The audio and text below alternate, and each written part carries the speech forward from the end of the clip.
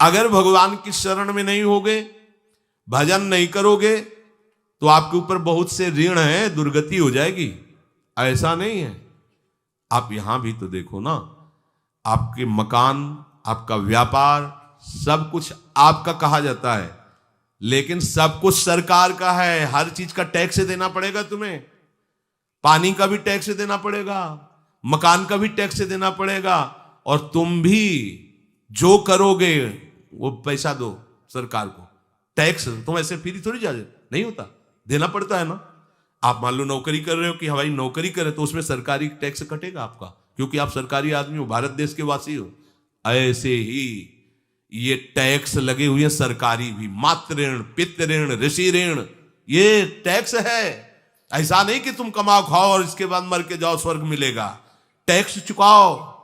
ये मनुष्य शरीर मिला, इन ऋणों से मुक्त हो। अगर नहीं हुए तो भी तुम्हें दुर्गति होगी। आप देखो, जब कभी ऐसी सूचना मिलती कि अमुक आदमी का अमुक धन पकड़ा गया, तो इनाम दिया जाता है क्या कि इतना कमा लिया? सजा दी जाती है। तुमने टैक्स की चोरी की, अगर चोरी नहीं की, मेहनत से कमाया या व्यापार से कमाया, दिया नहीं सरकार को, हाँ दिया नहीं, इसीलिए तुम्हें टैक्स की चोरी का दंड मिलेगा। सारा धन अपहृत हो जाएगा, तुम्हारी निंदा होगी, तुम्हें सजा मिलेगी। बोलो मिलती है नहीं? ऐसे ही ये लड़का, बच्चा, पत्नी, पुत्र, परिवार जो भी है, ये सब श्री भगवान का तुम्हें टैक्स देना है। क्या टैक्स देना है? भगवान की शरण होकर उनका सुमिरन करो, सारे ऋणों से वो मुक्त कर देंगे। एकादश स्कंद में कहा है, मेरा भजन करने वाले का कोई ऋण नहीं रह जाता। और नहीं तो महाभारत में ही प्रसंग आता है, एक जरत्कारु नाम के ब्रह्म ऋषि थे। ऋषि और भक्त में बड़ा अंतर होता है। वो तपस्या प्रधान, जैसे दुर्वासा ऋषि तपस्या प्रधान थे, वो बाल ब्रह्मचारी और तपस्या से युक्त एक दिन भ्रमण कर रहे थे, तो आवाज आई, मेरी रक्षा करो, मेरी रक्षा करो। तो उस आवाज की तरफ बढ़े तो देखा कुएं में उल्टा लटके हुए हैं बहुत से ऋषि, और एक केवल तंतु है, एक केवल तंतु है जिसमें दो चूहे लगे हुए, उसको भी काट रहे हैं, एक काला और एक श्वेत। तो उन्होंने देखा और दयालु हो गए कि ऋषियों, मैं तुम्हारी कैसे रक्षा कर सकता हूं? तो उन्होंने कहा कि ये जो दो चूहे हैं रात और दिन हैं, और जो हम लोग हैं ये तुम्हारे पितर हैं। ये चूहे तुम्हारी आयु को काट रहे हैं, एक तंतु हमारे कुल में केवल तुम ही हो, और तुमने तपस्या की ठान ली, ब्याह किया नहीं, गृहस्थ धर्म में गए नहीं, पुत्र हुआ नहीं, तो तपस्या में, भक्ति में एक दम है कि सब ऋणों से मुक्त कर देगी। ये बात ध्यान रखना, तपस्वी अलग है, भक्त अलग। इसलिए पीछे चर्चा आई थी कि तपस्वियों से भी अधिक, ज्ञानियों से भी अधिक, कर्मकांडियों से भी अधिक वो मेरा भक्त योगी होता है। तुमने तो ब्याह किया नहीं, तो अब ये तंतु रात दिन तुम्हारे जीवन को काट रहे हैं, जहां तुम खत्म हुए हम सब नरक में गिर जाएंगे। पितरों ने कहा, तुम पितर ऋण से युक्त हो, मुक्त तभी होगे जब ऐसा करो। वो दृश्य खत्म, अंतर ध्यान हो गया। वो बड़े दुखी हुए कि क्या करें।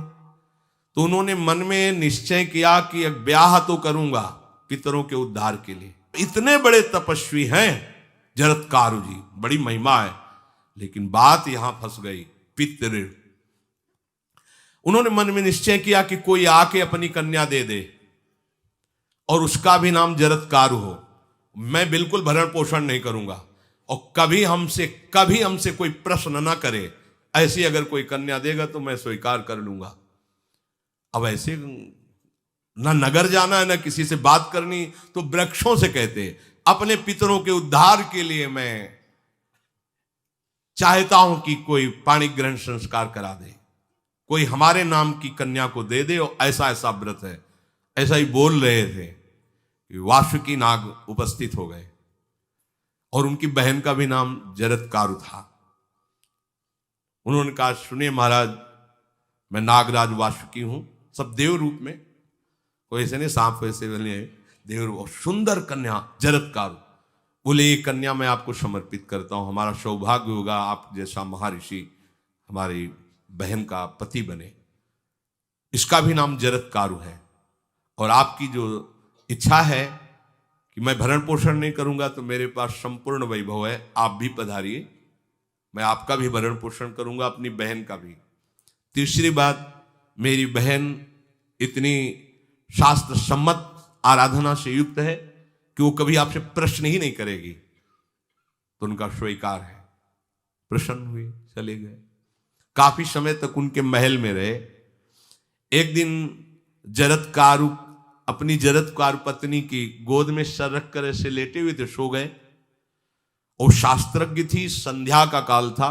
संध्या काल में निषेध है मैथुन करना, भोजन करना और स्वाध्याय करना।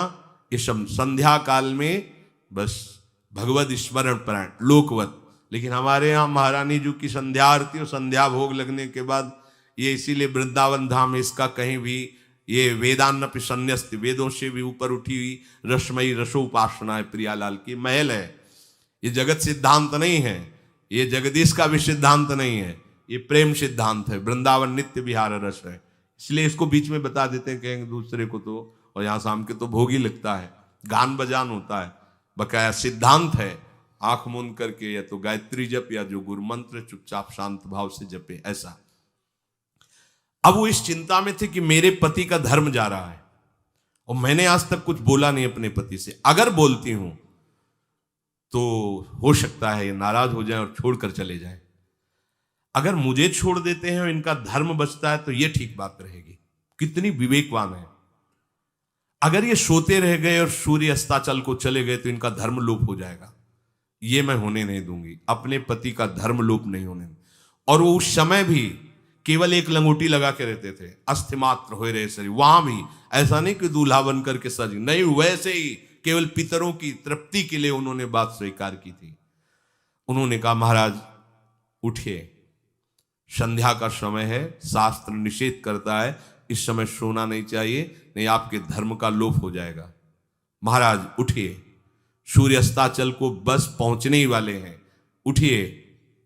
उठे एकदम लाल आंख करते हुए, तुमने हमें टोका कैसे, तुमने हमसे प्रश्न कैसे कर दिया, मैं अभी तुम्हारा त्याग करता हूं। बोले स्वीकार है, आपके धर्म का लोप ना हो।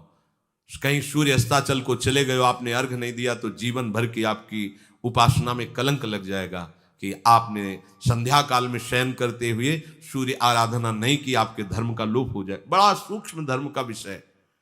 तो उनका सूर्य की ताकत कैसे कि मैं सोता रहूं और वो अस्ताचल को चले जाए, ऐसे महात्मा थे। का सूर्य की ताकत कैसे, भगवान व्यास देव जी ने लिखा है, किसी कहानी की बात नहीं। सूर्य की सामर्थ्य कैसे है कि मैं अर्घ ना दूं और अस्ताचल को चले जाएं, सूर्य तब तक रुके रहते जब तक मैं सोता रहता। पर तुमने टोक दिया, अब मैं चला। जब चले तो उन्होंने कहा हमारे गृहस्थ धर्म का जो फल होता है, आपके पाणी ग्रहण स्वीकार का जो फल होता है, उसको बिना दिए आप कैसे चले जा रहे हैं। तो उनका आस्ति वो है, चले गए। उसी से आस्तिक मुनि का प्रादुर्भाव हुआ और उन्होंने आगे बड़ा चरित्र है उनका, आस्ति, तो उसी से नाम रखा आस्तिक। आस्तिक उन्होंने जन्मेजय की यज्ञ को बंद किया। आप सोचो, एक पितर की तृप्ति के लिए उनको ये सब करना पड़ा। और श्री हरिशरणम और निरंतर भजन, तो मातृण, पितृण, देवऋण, ऋषि ऋण, सब ऋणों से उपासक मुक्त होकर के परम धाम को जाता है। एकमात्र भगवदास है। पर ये मूढ़ जन इस बात को नहीं जान पाते हैं।